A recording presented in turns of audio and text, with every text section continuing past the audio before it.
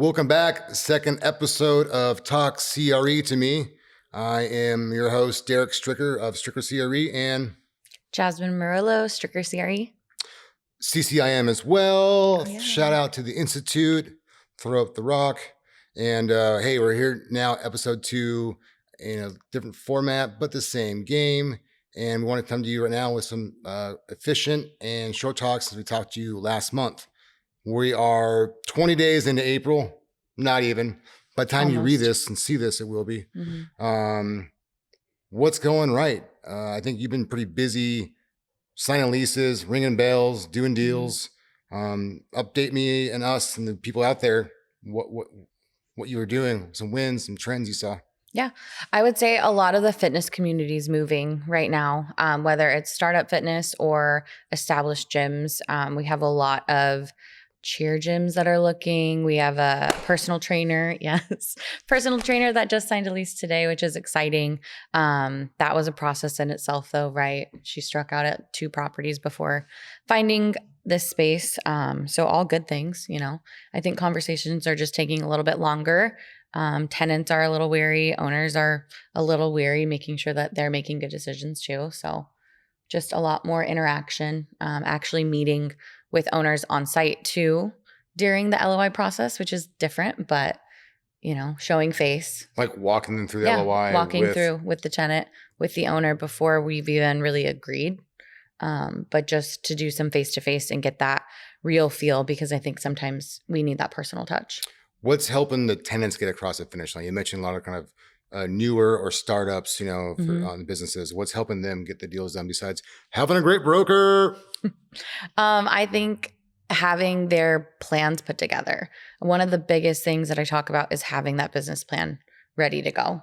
A lot of the time I won't really draft the LOI until I see that, because I also need to know that you have structure, and owners are really only going to take you serious, right? If you provide that at that time too. We need financials, we need information. So that way you're able to put yourself on the table in the best light, and also understand and have owners agree, like, okay, I'm willing to give you some abatement or TIs because I know that you can handle this. It's just like that first appearance that it is. I think a lot of time now, landlords, there's not scared, but scared, right? Hesitant, scared, reluctant to go with what they've kind of done before, because the world of all these corporate retailers is kind of quiet. So we have an influx of the next class that's got their startup, their entrepreneurial, they're doing it for the first time. And so it's not at all what that landlord kind of maybe was used to or wanted. But if you're giving them the baseline, which is, hey, I at least have a business plan. I've thought this through. I've really can talk about it. I think that gives that landlord respect for the tenant and the idea of them coming in out of the gate versus 37 reasons why it doesn't work out of the gate before they even call or email you back. Yeah. And I think too, there's probably been 4 leases recently where we provided confirmation from the bank that they're in the process of a loan and that they've already kind of met the requirements and the guidelines. So a lot of the owners are taking that into consideration, because they also know it's kind of a tricky lending market right now, to where if a traditional bank's going to lend to you, you're market, solid, yeah, right? It's like a star next to your name. Exactly. So it helps the conversation. Jeffrey. Exactly. Right? Hey, Dale the Whale, without that bank letter knowing that is, hey, you're not corporate. That's what's keeping it going. Exactly. Yeah. And so I think it is so that's great advice, is to do your homework, kids and people. It is. It's get the business plan. And I think you know how to do it. I think we know, how to help advise people to do it. Plus you want them to really go through it and know that they know their business. Yeah, it's fitness. Yeah, it's PT. Yeah, it's whatever your output is. At least hey, I got to do 37 sessions in 3 weeks to make my overhead, and everything else is profit. And that landlord can see that and know that. Exactly. And feel, all right, hey, even in a slow season or whatever epidemic or whatever, this at least can stomach it. It's all risk, but at least it's thought about. Exactly. No, I know. And I do. I think that's awesome. And I think now with AI, there's no excuse that a tenant or buyer that needs to come up with some sort of background can't produce that. So I think actually it would look sus if they didn't have stuff out of the gate, or if I was another broker that got that. Also, we're all about trying to cut down 37 emails and 14 phone calls as efficient as we can. Right. That if you don't have those basic things, financials, business plan, and those terms out of the gate, those first 6 interactions are just fluffy duffy. Mm-hmm. Cool. All right. Well, that's sick. What's something you learned yourself from that deal making on those deals you talked about? Okay. Example would probably be, right. She was told no by 2 different ownership groups. And I think it's hard as a tenant rep broker sometimes when I hate delivering that news. That's the worst part, right? Because I know that we offered a great LOI and offer, right? I know that she has it. I know that all of these things. And to have to also kind of deal with that rejection within myself a little bit, because it's not just the business that they're saying no to in a way, right? It's true. the deal in its entirety. Our presentation, Exactly. our efforts, we wear all the stuff. Right. Our and so it's like, wear. okay, how can I button it up better? Or, I mean, just ask for feedback. Even that's what I did with Kurt over at Tippett. Yeah. You know, when we lost our deal, okay, what's the feedback? Tell us why. Yeah, because and he's great, and let me know. And I'm like, okay, that's out of my control completely, which obviously helps a little bit. Yeah. But it's like, hey, how do we make the next offer better? Exactly. Yeah. It's just for us and everyone, just continual improvement to figure out, because every deal just teaches all these nuggets to us, and our goal is to collect them and put them in our pouch and then activate them. Yeah. In the next deal. Yeah. Well, that's awesome. I also think maybe that first landlord wasn't going to take any deals anyway, because again, expectations. And I think expectations, people who we started with last year, and the mojo and the vibe we were bringing in the market too, versus reality of 12 months later, it's a lot change. Yeah. And a lot different. And I think, doing that again, I think, we're always going to have some more, hey, plan A doesn't happen like we want because we know it's going to, but if not, plan B, let's be open to that first iteration of something to keep things going. That's worth money. So the only thing that closed last podcast I talked about was the Dr. T closing of closings in the first 90 days. Yeah. Again, Feb, March got hot. April's been weird, but stuff's still going. One that just closed for me was the 403 Chemic Avenue industrial investment property. Small deal, 5,000 square foot warehouse, not even an acre, but lay down, but stuff that's hard to find. And $615,000 investment deal. So a good size for new people, next generation, a pocket collector, the neighbor, so that was interesting because I bought that with brokered it, 10 years ago. Actually, it was my first lease to option transaction. Okay. He was brand new, and it was my listing, 403. Who was it? 2013. So I'm 2 years in the business. This is Ron and Barbara Ott of American Lenders. Whoa, haven't used that name in a while. They leased it for 2 years for his business, bought it for $245,000. Maybe we need to blank names out just because of those things. But hey, the whole point is we're in this business because we're about growing our wealth accumulation. We're about making passive income so we can hang out with our families and our kids and explore stuff. We're about trying to make better margins, make better spots for our businesses, pay less taxes, all those things. So it's been cool in my reflection a little bit is, hey, I've been in now 13 years. So this deal is 10 years old.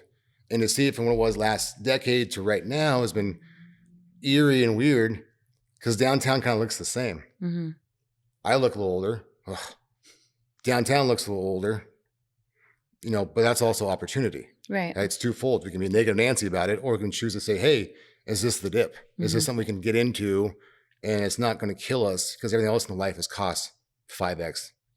So if we can get cheaper real estate, that's great.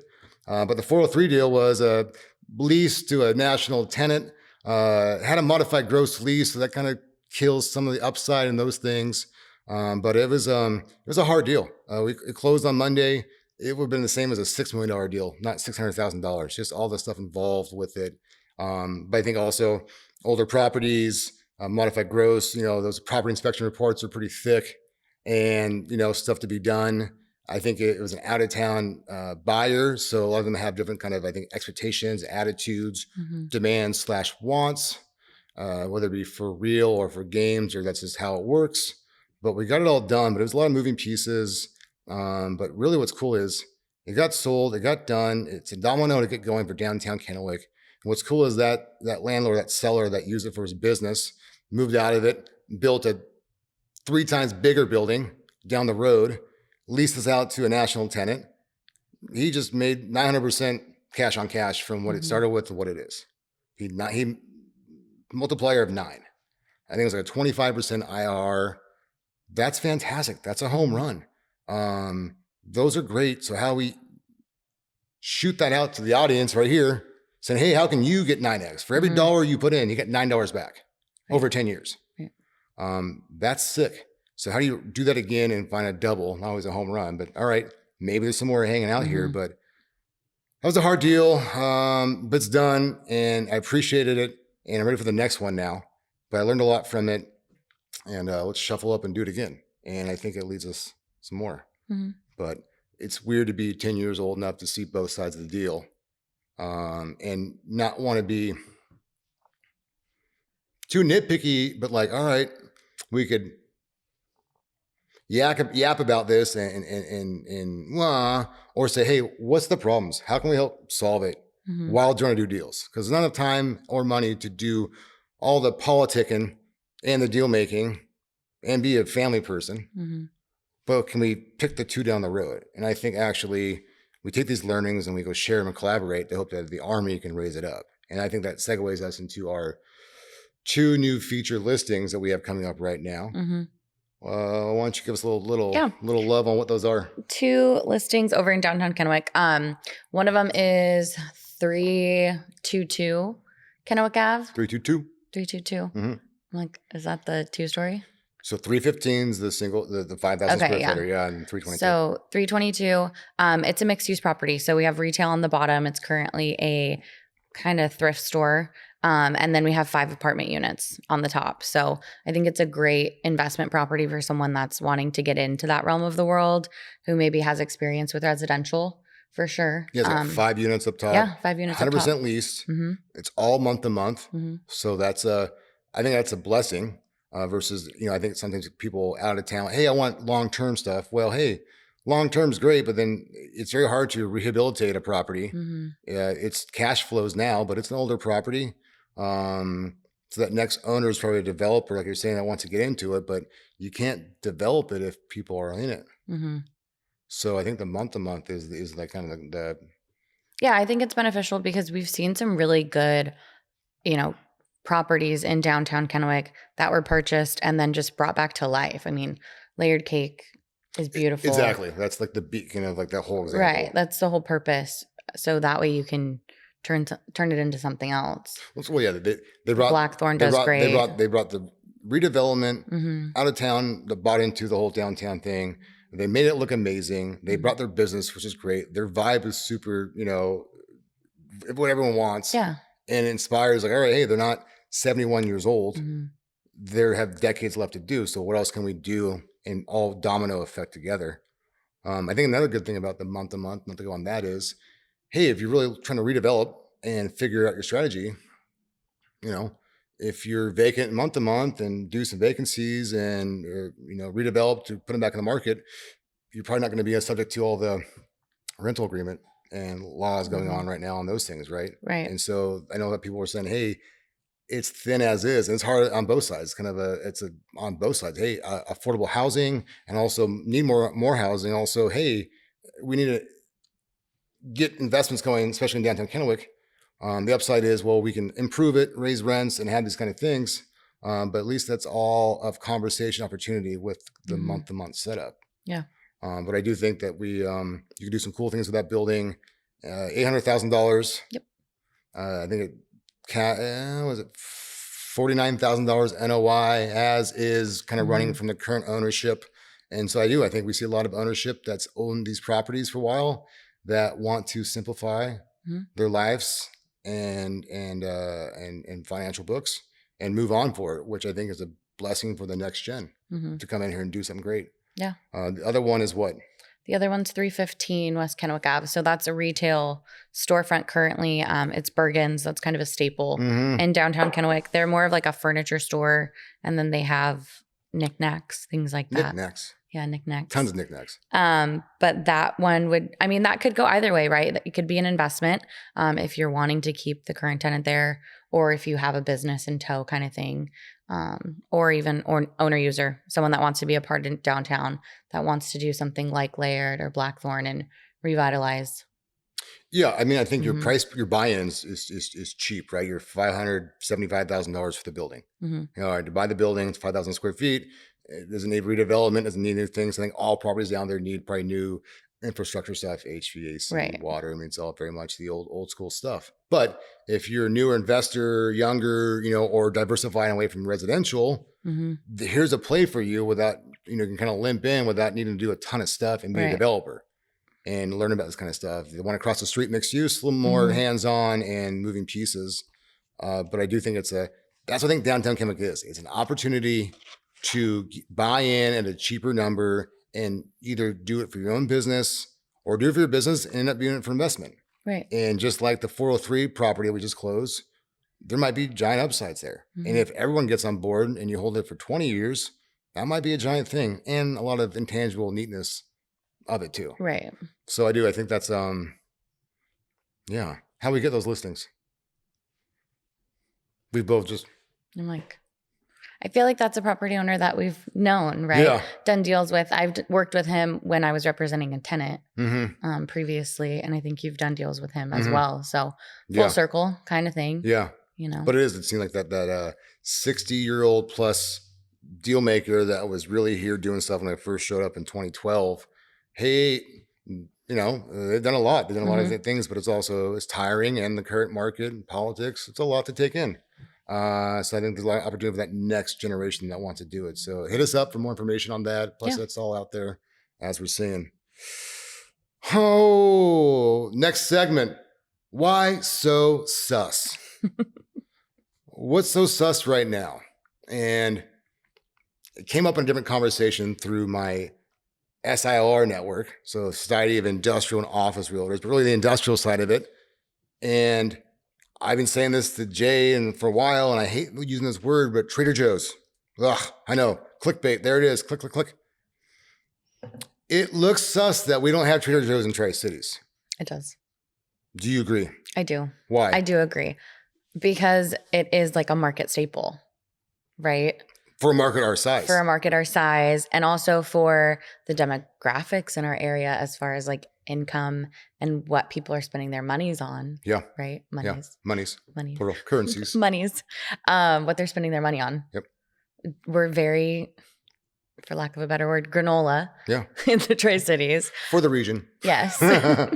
Representing the Pacific Northwest. Yeah. It's the roots. I agree. I think for the market our size and how big of growth we've had, and now we don't have to sell Tri-Cities like we did 7-8 years ago. I've been saying that to people. Hey, we're talking about the deals and economics, not opposite of the Seattle and the Southeast quadrant of Washington and blah, blah, blah. We know about it, but they're saying like, that's weird that you don't have it. Like if you're doing so well, that should kind of just be a given. Not even they want to go shop there and get the chocolate covered bananas. Right. It's weird that they drive by and don't see it. So how do we solve that? Hit us up. Talking to you, TJ. I already saw you like and subscribe earlier, so we'll just talk offline, talk DM stuff. But really, yeah. I mean, there's been rumors, right? I mean, it's not even rumors. They've been here. They're site touring. You know. Do you feel like there's anything that would help that like maybe the cities could do to help the conversation? Do you feel like there's like anything that red tape wise is getting in the way? Great question. I think it's two parts. One, what can the city do to actually help it, right? And then two, is it landlord? You know, is it like, hey, we haven't found the right location, says Trader Joe's, TJ's, which, you know, it probably would be like near the mall somehow. Right. And, you know, every there's 12 a few months, properties, right? There's a few. They kind of tour every 12 months. And then the Herald and the JOB will talk about it kind of thing, but not tell you the properties. I would say the city should offer a bounty of $250,000 to whoever can bring Trader Joe's and get the deal done. If it's a landlord that helps get them past the thing, or if it's the brokers that do it too, that GDP growth that we would get from that damn retailer be there, Yeah. 10x. Move on to the next thing. But yeah, I don't think it's money, but I think it's the bounty of like, well, then, hey, if it's red tape and permitting or impact fees or whatever, at least that $250,000 makes it seem better. And plus the government's giving me money. What? right. But for this, it makes sense. And I've always kind of flirted with a bounty system of like, I think they should pay to have certain things in that really represent more than just a grocery store. And it's the next one. And I was really hoping with natural grocers coming in, that would kind of show. Yeah. Well, and they are doing great. I'm going there tomorrow. I know. Actually, that's where I got my cherry tart capsules for my gout flare up. Thank you, natural grocers. Share the worth. Everyone who's 40, gout's an issue. No, I'm joking. So that's sus to me. So I think, yeah, hey, cities, you know what? Let's let all the cities fight over it. I think, there's no reason to. They should collaborate over it, not fight over it. But I think a bounty system paid to get the deal done would bring some incentive, motivation, and it's just a drop in the bucket for what we actually get as a consumer and dollar GDP from something like that. I mean, if we can support 2 Costco's, I mean, if my out-of-town people flying in for industrial tours are calling it out, being like, right, when that's not even their market. That's not what we're here for. But where everyone's a consumer at the end of the day, no matter what asset type we're in. Well, because they were planning to go to Trader Joe's on their way out. Exactly. Yeah. Well, that's funny. Okay. We actually started a new segment. We're working on it. Every episode is a work in progress as we make this podcast iterated better every time, hopefully. Mailbag questions. Open up some questions to the audience, people out there in the online World Wide Web, socials, they call it, I think. And we have a question that came in and it says, hey, Derek and Jazz. They don't know you hate that. Okay. It's forgiven. It's forgiven. Unknown sender. My strip mall has more pigeons than tenants. Where do I even start? First you need a maintenance crew. Pull. Second of all, I mean, it depends on your suite sizes right now. That's for a retail center, right? For a strip mall, it just matters what size your suites are. For sure. Are you creating a bowling alley? How small can we get? Because 1,500 square feet's hard to find right now, but it's in demand. It's the big retail that's dying. Yep. Because it's the national retailers that everyone's was holding out for, which is the one drying up right now. And watching the ticker symbol take a hit. But you're right. Suite sizes dictate everything. Yeah. And also incentives as a landlord. Are you offering TIs? What does it look like? Okay, so let's say this. So, hey, more pigeons than tenants, so not a lot of cash flow coming in. Right. Let's assume they don't have a lot of capital to put into it because they have a pigeon den and vacancies. What are some options for a landlord that doesn't have tenant improvement dollars to, incentivize tenants and brokers to come in? What else could they offer instead of TI dollars? Rent abatement. That's been a big conversation with a lot of our property owners, just because tenants also understand that. Tenants are pretty understanding about things, right? Depending on what it is. But we're seeing a lot more rent abatement negotiation or even, decreased rent for the first 6 months, right? Trying to capitalize on that. So that way there is some cash flow, but a tenant feels better about putting their own money into the property because they're getting a discount for 6, 8, 10 months of the lease. Yeah. If I'm putting money in and you're giving me for rent, we're both giving something to get there. Well, because again, it's a relationship. And again, it's the market right now. It's not all one-sided. It is how we make a deal. It is hard out there to make a deal. So I think patience and balance, everyone's got to win or feel like they're winning to get a deal done for all parties involved. Yeah. I think that's a great tip. Yeah. I would say too, if you're too thin, it might be time to think about selling. That's my broker right there. Call us for that too. Might just be it. Here's the thing. It is, right? But it's the conversation of, if you're not selling, when would you sell? Or why are you still holding it? Right. Or actually, it might be more effective for you to sell it. Or is there a tenant you have that wants to buy it and then set up that exit structure? So I like you said about your tip. I would say the same thing, same theme, which is if you have 4 spaces, suites in your retail building that are 3,800 square feet each, I would take some of those and demise them down right now. You know, get a demising wall, make them 1,500 to 2,500 square feet. Maybe already have the bathroom plumbed in, like, you know, some stuff. Yeah. And I think that would help you get those pigeons out and tenants in. 100%. Cool. All right. So I'd say this, deal making. What kind of tips of the day can we give our people, audience? Tips of the day. Well, with my tenant rep hat on, because it's kind of what I'm in right now, it would definitely be patience from both landlords and tenants, right? From a tenant standpoint, it's tough right now to get a deal to the finish line. You know, again, landlords are wanting more information, wanting to meet more ahead of time, that kind of thing. So just being patient, that sometimes the first no is okay, which is hard to swallow again, right? It sucks to be heard or be told no. But I think just being patient, that we will find something. It's a process. Most of my clients will come to me and they're like, I want something in a month. And I'm like, that's not a realistic timeline for me or for you, right? Yeah. You know, we can push and see how quickly, but this is typically like a 4 to 8 month process, just because that's what it is. Yeah. It's true. I think patience overall, right? I think like I see how hard everyone is working in all sectors, right? Just not just in our office, but our office, are the buyers, the sellers, our listing clients, you know, and that's good because I think we got to encourage that momentum. Say, hey, we all got to be on the same page. We all got to be busting ass to get stuff done. And it takes a team effort. All this stuff is to get deals done. So I think patience needs to be communicated because it's easy to get emotions fired up, right? For sure. Everyone's got something going on that we don't know about in their gut, and it dictates their tone of how they're acting. Right. And so I think my tip of the day right now, two of them probably be, is I feel like I have a better thick skin of like hearing the rah, rah, rah, rah, and being like, I hear you and I'm not offended and I'm not feeling like you hit me at all, even though you were talking some smack. Yeah. I know what you got going on. Yeah. I understand because I always ask the clients up front kind of real personal questions. So I understand where we're all coming from. And I also think the, you know, something that's important is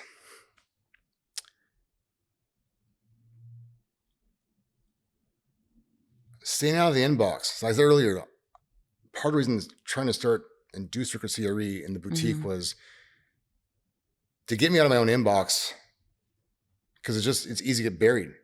And I think everyone's buried. All industry, title, appraiser, broker, banker.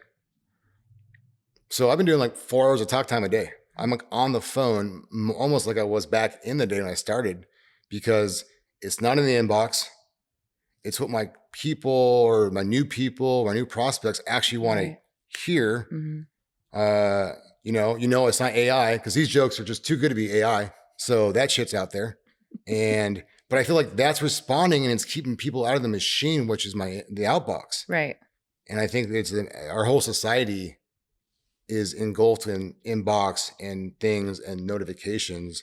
And I think that the phone is almost come back to like analog style, like, oh, this is a good way to do business right now and communicate. And if not, thank you for calling me. It's so easy to shoot me a text and email, which is needed and there's times for sure, but it's it's new to me again this last month, of the power of that prospecting call and that phone call in general. And also reminds me what I like about my job, which is connecting with people, you know, and I feel like that's where I don't want to connect in the email right now. Well, and I think too, like prospects and clients have just been more open to that conversation. Like, I mean, I have started prospecting again, which is always something that we need to do and my least favorite thing to do. But we've been making time, right? And I feel like the feedback has been, thanks for calling me back, right? I know I reached out 2 months ago, but thanks for calling me back, because like, yeah, I forgot. So you've been out there this week, right? Where? Just out touring? I've been out all over. Busy? Yeah. Okay. All good tours? Yeah, super good tours. Okay. I've been, you know, kind of 90-minute drive time around Tri-Cities to capture more footprint, but trying to be efficient. I'm not going to drive all the way to Othello just for a thing, or Hermiston for a thing. So how can we kind of group it up and be efficient? Yeah, so it's been good. It's been funny. There's this guy, he's a farmer. Okay. And, you know, learn a lot about farming. These hands are kind of soft in some ways, so not really a farmer, prospect farmer, a deal farmer, just not a. Anyway, this guy talks 20 times faster than I do. I need to watch those him. Comments just kept up right there. So no, okay, 10x, not 10. Okay. 10x. He's pulling me through his warehouse facility. He wanted to drive me around. It's 100,000 square foot, and I like this person a lot. Just his style, a lot of things I like about him, and also very focused on telling me all these story details. Right, he's excited, but not really driving his vehicle at the same time. And granted, we're like in his property. It's 20 acres and tons of buildings, and it's not like we're gonna get hit by anything. But he pulls in the building, and easier to walk around that way or drive around than walk around, which, all right, appreciate. But he kind of puts us in the kind of corner, and there's all kinds of poles around, and he's telling him all the stuff, and we're talking tariffs, and we're talking everything, and just Sonics, Gonzaga, tariffs, and we're backing up, and I'm like looking at his big camera, and there's a giant pole right in the middle, and it's his property. It's the first time I met him, so I know he knows his own stuff. Yeah, he knows his property. So now it's like really close, and that thing's about to hit like yellow, red on the radar thing on the navigation screen. And so it's like, oh, hey, boom, just hits his hitch right on this pole. And I was like, and we're going like 7 miles an hour, so it's nothing crazy at all. Right. But I was like, whoa. I don't think he skipped a beat. He was like chilling. And then they said this, and then I was like, he just put it in drive. His 4x4 alarm, his notifications was like warning, and cruising. And he had 19 miles of gas left. So I was kind of stressed out for him. My kind of guy. I need you, because he pulled out in front of me when we all left. So I was going to my other big tour I had set up that day out there. And I really should have texted him and like, hey, just a reminder, make sure you get gas, because I don't want you stranded. I'm always running on you. All right. And then that's what I told you. He reminded me of myself in a version of life. So I was like trying to look out for that guy. And so that was funny. That is funny. And then the other so that was in person. The other prospecting phone call that came up was for a listing we have that we're selling right now.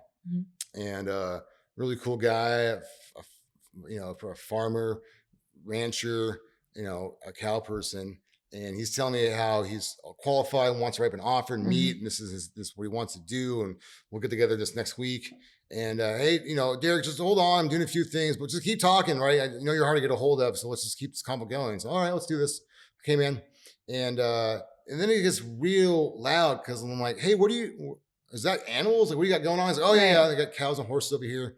So anyway, Derek, the sales price is what, and how much money I put down? Oh, hey, what is that? Oh, hey, sorry, Derek, I'm delivering a baby horse right now, but keep talking about this. And I'm like, well, baby horse, which we found out it's called a foal. A foal. Foal. And I'm like, okay, new to me. Absolutely not. I've had people do some weird stuff on the other side of the phone. This is new. I like this. And then basically the horse, foal, kicked the fence and then created this whatever chaos in the background. He's like, gotta go, Derek. Oh. And I was like, wow. That's really cool. Calling back an hour later. Foal's all good. Fence is all good. Hey, LOI coming on Wednesday. There you go. And I gotta name the horse. And then there was a goat at the office. And there was a goat yesterday. Terrifying. And he just kept putting his little. You didn't even come out for that. I didn't. I'm not an animal person like that. I came. I was trying. I know. I was like, no, I didn't want to be in the picture either. I was like, I don't really like.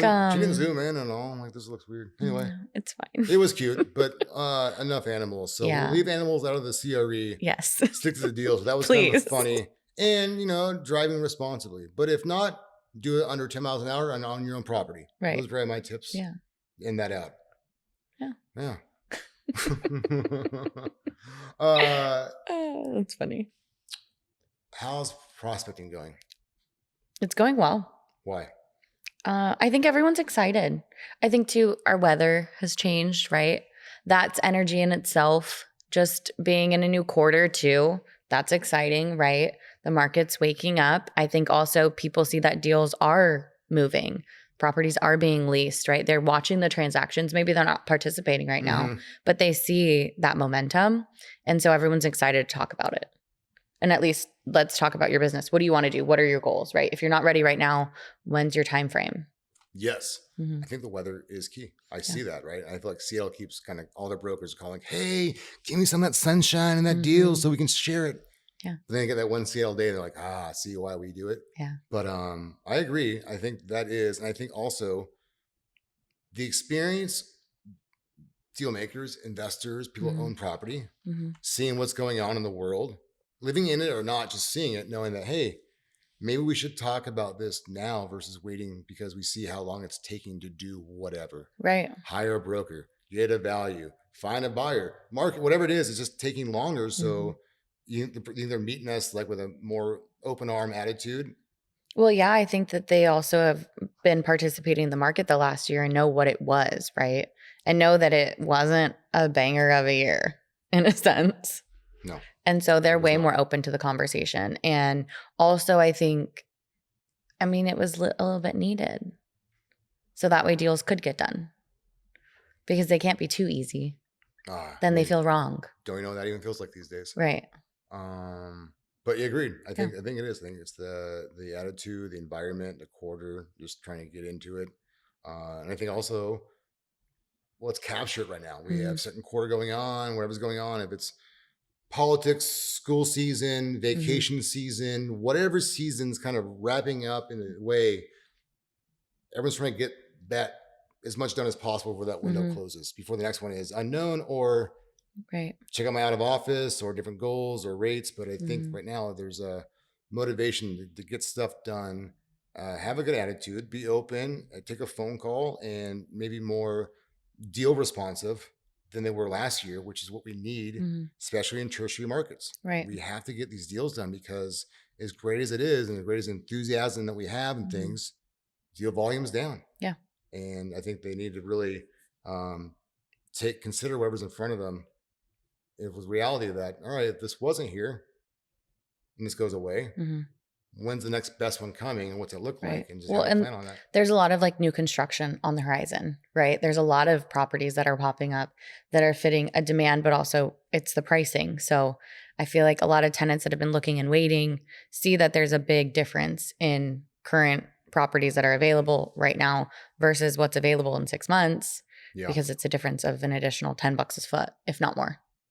Yeah. So they're a little bit more motivated too because they see that the spaces are getting leased and they are turning. I agree. I think that is. I think the new construction is doing that and maybe inflating how successful we actually are doing in the interim. You look at the snapshot, all right, 2025, you're like, if I'm the city looking at it, okay, deal's done. Okay, but new construction, all right, well, that's coming on, and this is next. That's from a year and a half ago. That's from a year ago. That's from a year and a half ago. That's next year. Right now is deal making that we're talking about inside existing buildings. These are your 6 to 10 options for your parameter needs, right? And if those are still sitting vacant, that looks sus. Right. Everyone's like, why? What's the reason? I'm like, well, let's go look at it and figure it out. Exactly. 1907 James, 225 Commercial Avenue. Like when those were in the weird times last year, like, hey, those are 10,000 square foot industrial. Those are just the easy checklist things of things that want, need, and get. Why aren't they going through? It looks weird. So all of a sudden you see those perceptions kind of stop out of market people getting into it. And the difference is the local people want to get into it, but don't want to pay that price for it. So then they're like outsiders being like, so your own community doesn't want it. Right. And no one outside has wanted it bad enough. And you have no Trader Joe's. I'm out. Peace. Right. Gotta Not go. always that way, but it's a topic though. It's part of the conversation.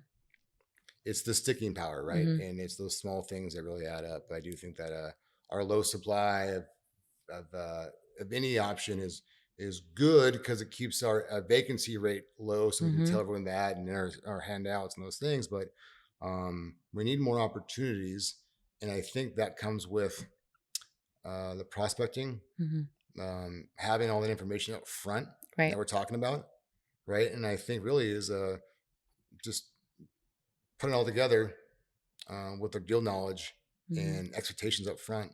And I think that's what we can do to help control the odds of stuff getting done for ourselves, our clients, or our community. Right. Awesome. No, I totally agree. Anything else to add? Awesome. No, I don't think so. Cool. Well, Not today. Let's wrap up this episode, second episode of Talk CRE to me. Derek Stricker CRE. Jasmine, Stricker CRE. Thank you so much. See you guys next time. Bye.